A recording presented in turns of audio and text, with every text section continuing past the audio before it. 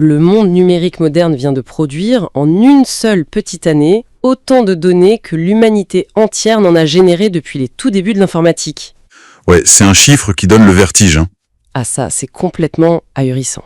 Et c'est vraiment le point de départ de notre exploration d'aujourd'hui, l'objectif de cette plongée au cœur de nos sources qui se concentre sur ce fameux module éducatif technique. Le module sur l'administration d'environnement cloud, voilà. Exactement. L'idée, c'est de comprendre comment on est passé de la bonne vieille sauvegarde sur des disquettes rigides à ces infrastructures invisibles et omniprésentes qui font littéralement tourner notre monde moderne. Et pour ça, les documents qu'on a analysés sont vraiment riches. Ils couvrent toute l'évolution historique, que ce soit le matériel, les réseaux, les limites physiques des centres de données et bien sûr, la redéfinition totale de l'informatique par le cloud. Avec notamment les critères très stricts du NIST qu'on abordera tout à l'heure. Tout à fait. Parce que cette statistique sur la production de données qu'on vient de citer, c'est pas juste une anecdote amusante pour briller en société. Non, c'est clair. C'est le catalyseur absolu de toute l'architecture moderne. Pour vraiment comprendre le cloud, il faut regarder notre histoire récente comme une véritable course contre la montre. Bon, décortiquons tout ça. Parce que pour comprendre le cloud, il faut d'abord comprendre le problème de base, c'est-à-dire l'explosion de la matière première. La data. C'est exactement ça. Les ingénieurs se sont heurtés à un mur. Une explosion exponentielle des données et un matériel physique qui essayait désespérément de suivre la cadence, au risque de s'effondrer sous son propre poids. Et les sources sont fascinantes là-dessus. Elles décrivent une prolifération frénétique.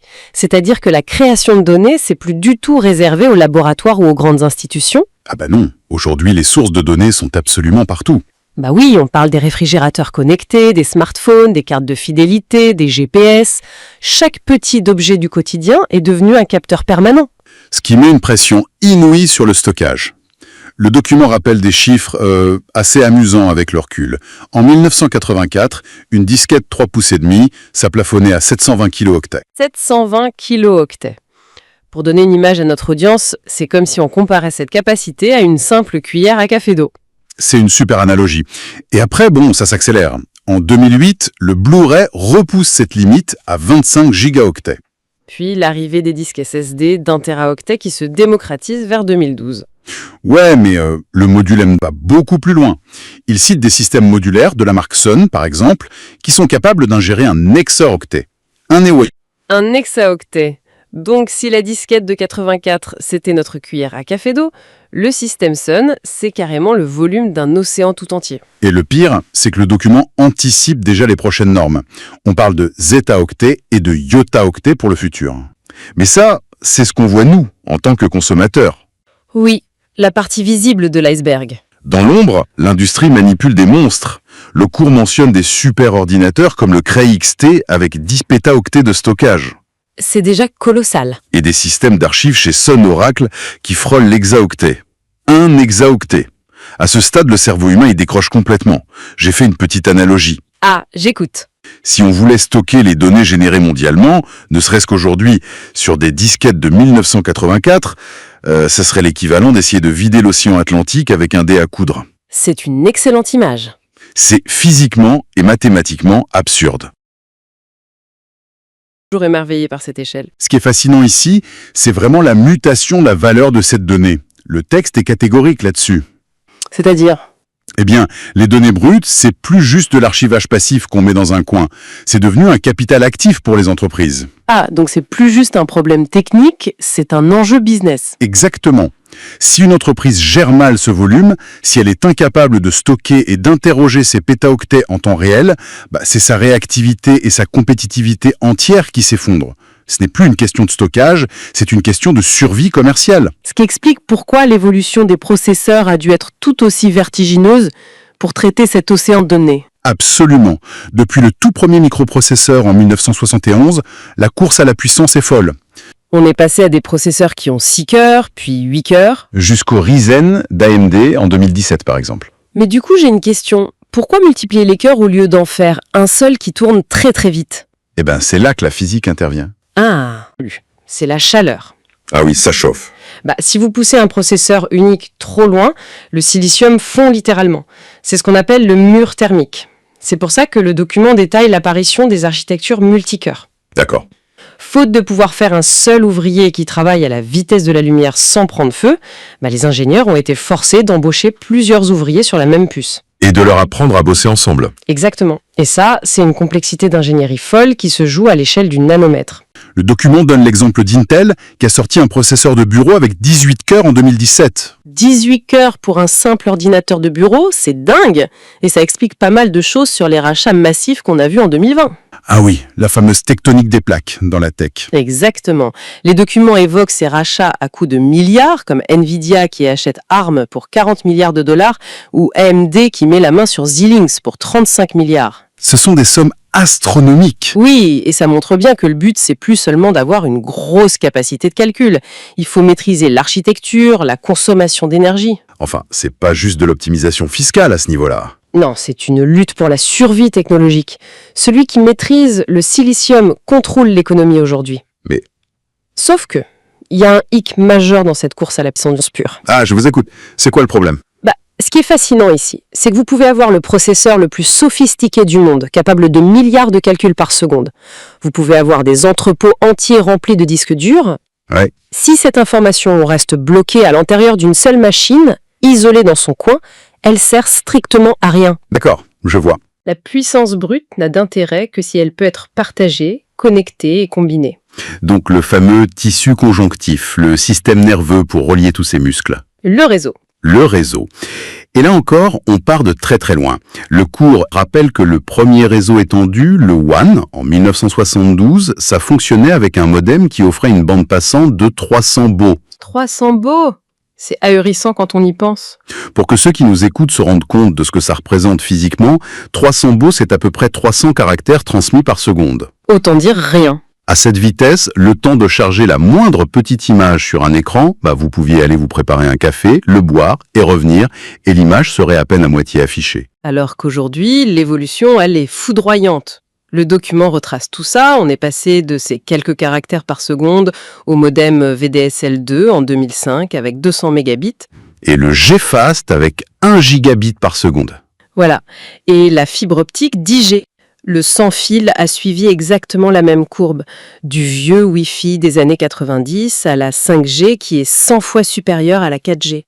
Cette abolition de la distance par la vitesse, c'est ça qui a permis de créer les fameux systèmes distribués. Exactement. Faire travailler plusieurs ordinateurs ensemble à distance comme s'il s'agissait d'une seule machine cohérente. Et c'est là que ça devient vraiment intéressant, parce que les sources donnent des exemples incroyables. Oui, le Bitcoin, le réseau BitTorrent. Les recherches génétiques aussi, avec le repliement des protéines, qui utilisent la puissance de calcul de millions d'ordinateurs anonymes, ou les réservations aériennes. Tout à fait. Mais moi, en lisant ça, j'ai eu un vrai doute logique. Ah bon? Lequel?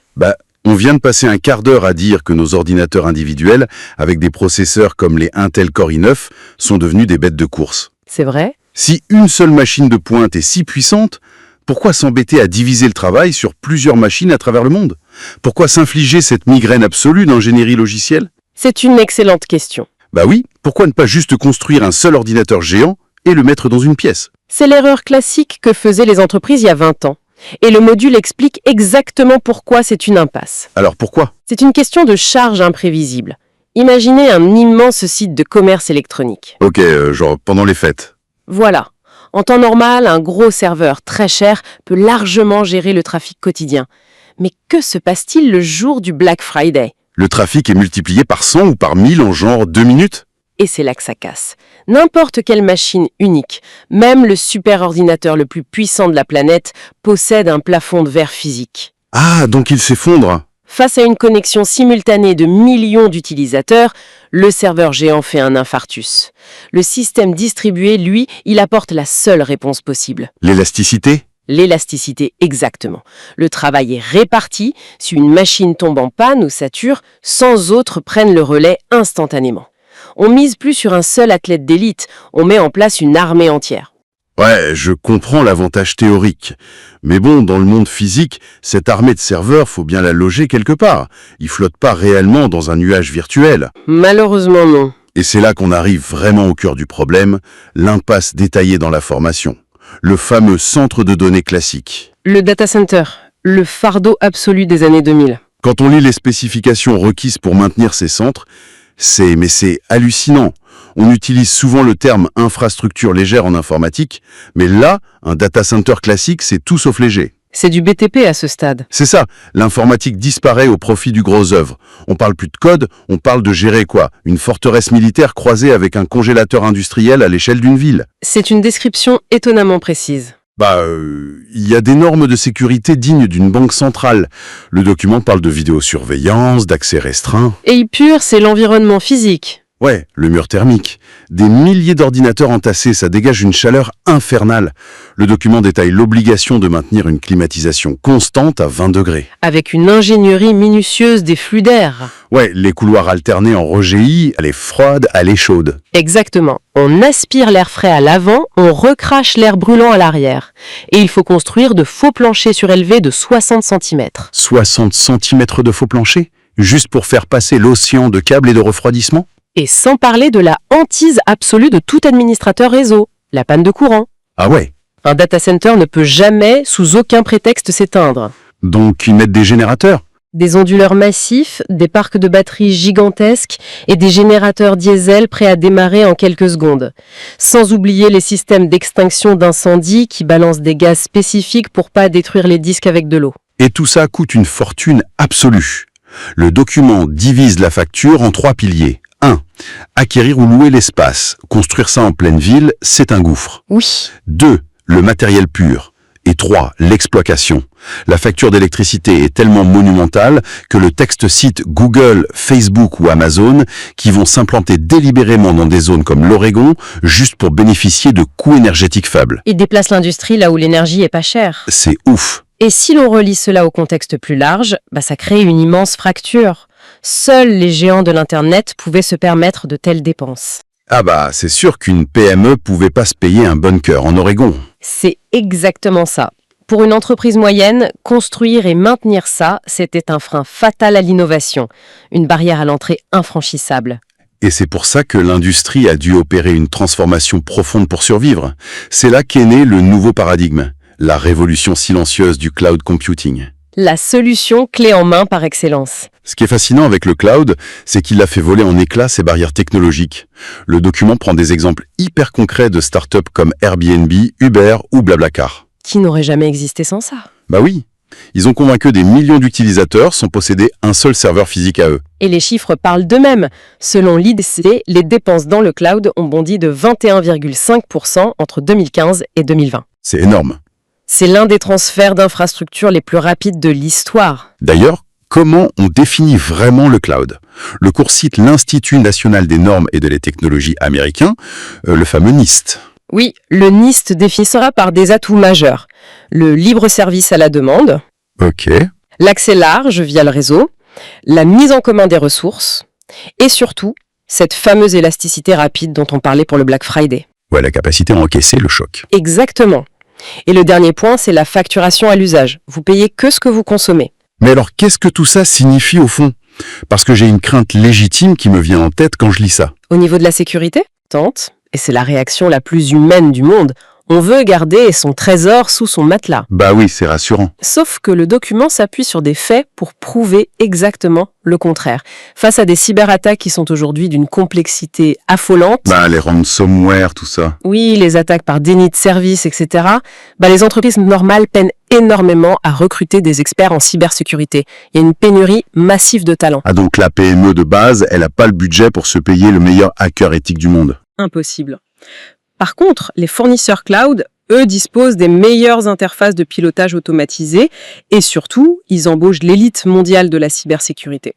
Vu que c'est leur cœur de métier. C'est leur survie à eux. Le cloud est donc, contre toute attente, le choix le plus judicieux et le plus sécurisé pour protéger les données. Vous profitez de leur bouclier à eux. C'est vraiment un changement de perspective total. Et ça résume bien le voyage qu'on vient de faire. On est parti d'une pauvre disquette, en stockage ultra limité, qu'on devait se passer de la main à la main, à une infrastructure mondiale, invisible et élastique. C'est ça, et infinie.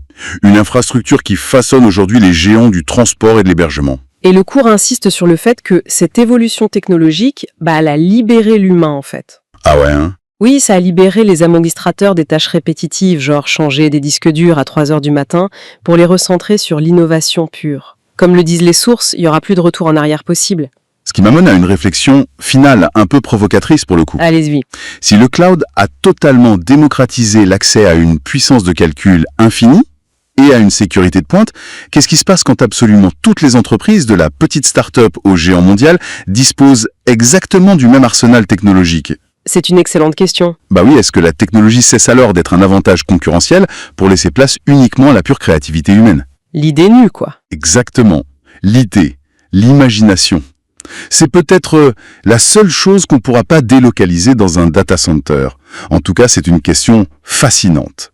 Merci beaucoup d'avoir décortiqué cette révolution invisible avec nous aujourd'hui. Avec grand plaisir. Et un grand merci à ceux qui nous écoutent d'avoir suivi cette exploration en profondeur.